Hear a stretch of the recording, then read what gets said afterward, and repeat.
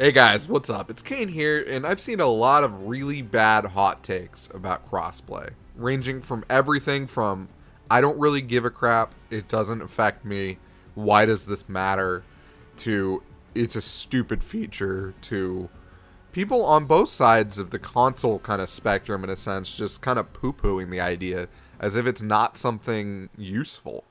And I just kind of want to talk about it and talk about why that's not true. You know, when it comes down to it, crossplay is a really, really cool feature. Now, if you use it, it's awesome being able to just jump into a game like Fortnite and just immediately pop in and, play with anybody. You don't have to worry about what, console your friend's on. I saw someone on Twitter reference it, and it reminded them of, phone plans back in the late 90s. I can only call you if you're also on singular. Otherwise we gotta wait till, Saturdays after 8, and that's just such a weird landscape in today's society when it comes to phones. Now think about crossplay. Hopefully that's going to be such a weird kind of look on things that you only were able to, play against people who had the exact same platform as you. Otherwise you couldn't be friends with them. That seems a little weird. I know when it comes down to it, a lot of people made their original console decisions, based on what their friends played on. I know I did. That's why I ended up with an Xbox originally. That's why I ended up originally with Nintendo systems. The other nice thing was my neighbor directly next door when I was growing up, he had a Sony. He had a Sony PlayStation. He had a Sega Dreamcast. I played on his stuff. He played on my stuff. It was great. And then as stuff moved toward online play, we all moved to the same platform. That way we could play against each other. And that was kind of how things had to be at the time. The idea of crossplay back then wasn't really a concept that a lot of people were thinking about. It was just kind of like, okay, you tell me this is how it works and I'll accept that. And if you noticed, I probably used a Fortnite image for this. And there's some kind of clickbaity title, I'm assuming, like games will die without crossplay. Fortnite is not going to die. Let me just make that clear. Fortnite is not the example of the game I'm trying to talk about for this. The games I'm trying to talk about for this, believe it or not, aren't even Rocket League level. I'm talking lower than that. So for me, what makes crossplay so important is the fact that it helps move communities together. And when you're talking about communities that may not be that vague, specifically with regard to indie games, that is huge. So if you've been watching any content from this channel, you probably know I'm addicted to Super Mega Baseball. Huge baseball fan, love baseball, and this game is good. This game is really, really, really good. One of the cool features about this game is it includes crossplay between PC and Xbox and PC and PS4. Now what that does is that helps extend the life of the online of the game. And that's super awesome. Because when I'm searching for a match, I don't care who I'm playing against. They've done something really smart where they basically required the same input device for all three platforms. So no matter what, everyone's using a game controller. So you don't have to worry about the whole, oh, is mouse going to just beat controller because it's just a better input device. In this instance, let's be real, a mouse is an infinitely better input device when it comes to lining up a cursor quickly. So they've really noticed that quickly and basically said, okay, for the competitive integrity of our game and to help extend the lifespan, let's just remove that issue entirely. Everyone's going to use a controller. Doesn't matter what controller, you just got to use a controller. And it was a really smart decision on their part. And what that's done is it's allowed people to search for games on Xbox and play against PC, and PlayStation 4 against PC. What would be amazing is if there was no barrier there. If Xbox could play against PlayStation, which could play against PC, which could play against Xbox, and everyone could play against each other. You know how awesome that would be? Because instead of having these two separate, distinct communities, it's really funny because, we're all on the same Reddit. On Super Mega Baseball, for example, there's the Super Mega Baseball Reddit. When you get on that Reddit, it doesn't say, okay, are you on Xbox? Are you on PC? Are you on PlayStation? Let me move you to a separate community real quick.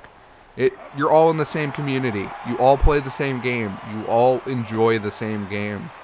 Like, the plastic box you play it on does not affect anything with that.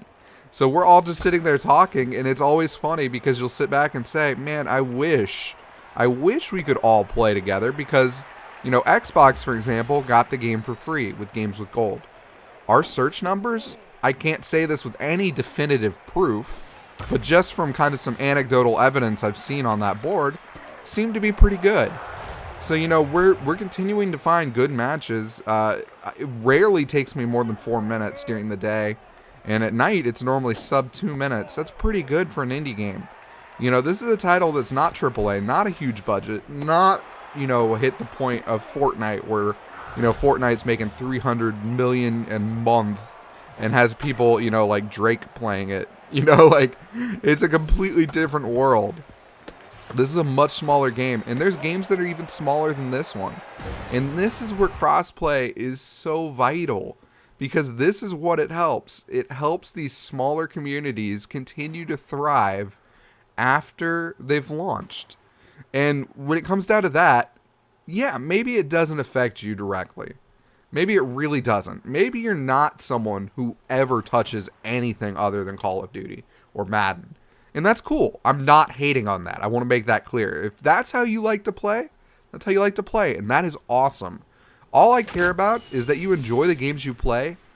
And if you enjoy the games you play, that's great.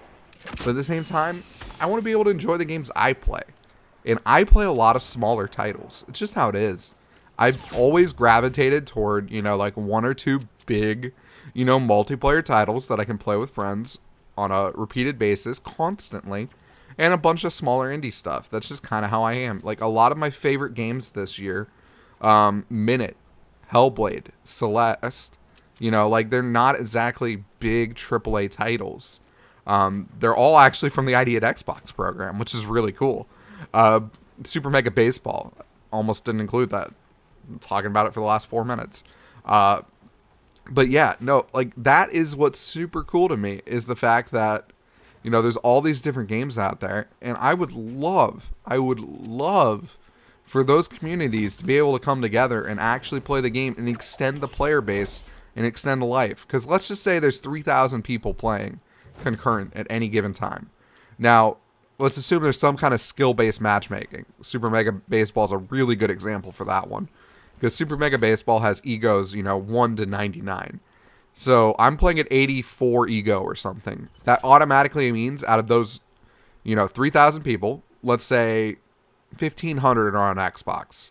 And, you know, another 700 are on PC. So that means that other 700 group or whatever is completely just left out. You know, that's the PlayStation group. You know, some of those higher ego players would love to play against me. I'd love to play against them. It would help our search times. It would be amazing. But that can't happen, unfortunately, right now. And that's really sad. Because, you know, like, my search times are much higher because of the fact that I'm in that higher ego window. And that means I'm trying to find people. If you're not familiar with Super Mega Baseball, think of something like Halo. Or, you know, something similar to that back when it used to be, you know, rank 1 to 50. You know, and once you hit rank 50, you were only playing against really good people. That's kind of where we're at with this game. And that's what's super cool to me. But, like, I would personally love to not have that split. I would love, and I mean, again, these are numbers I'm throwing out of nowhere. Those aren't the exact player-based numbers, obviously. I'm just kind of making them up just to prove a point here. But, like, it would be really great that if I was not suddenly in such a small pool, and even though I am going to be in such a small pool just because the game is, you know, not MLB The Show, you know, it's not that same level of attach rate. It'd be great that I'd be able to, you know, play with everyone, you know, and that those search times would just continue to go down as things like this happen. And that's what's really cool. So, yeah, this may not be an issue that really affects you. This may be an issue that affects your friends. This may be an issue that affects other people's friends. You know, it may affect indie devs. When it comes down to it, like, crossplay is good for everyone. Crossplay is good for the consumer. Crossplay is good for the developer. And in my opinion, long-term, crossplay is good for the platform holder. I understand the business reasons why someone like Sony would not want to jump on crossplay right now. I'm not even going to go into that in this video because that's an entirely different subject and a very, very long-term talk. But I do very much thank the fact that Epic is in a big enough position where they can kind of bully around a little bit. Because if Epic was not in this position, there's no way that smaller devs would be able to get control of this kind of concept. Crossplay is something that's only going to happen when the consumers actually are fighting for it. And it's a very pro-consumer concept. I've seen a lot of, kind of quote-unquote surveys, and they're like, would you buy a console because of crossplay? And it's like, the answer to that is probably no. I'm not going to buy my console specifically because of crossplay. I'm going to buy my console because of a holistic view. Or maybe because of exclusives. Or maybe because that's where, other stuff is. I mean, the services and stuff. I'm not going to specifically buy it just for crossplay. So that's a really badly worded question. Like, what it should really be asking is, like, do you think that crossplay is beneficial for you or your friends or something? That's what I'd love to see. Not one of these questions where it's, like, super, super skewed to where, like, I can't imagine anyone's going to give you, like, yes, I specifically bought my console just for crossplay. Like, first off, whoever that guy is, I'll buy you a beer. But it's just, I don't think there's that many of you.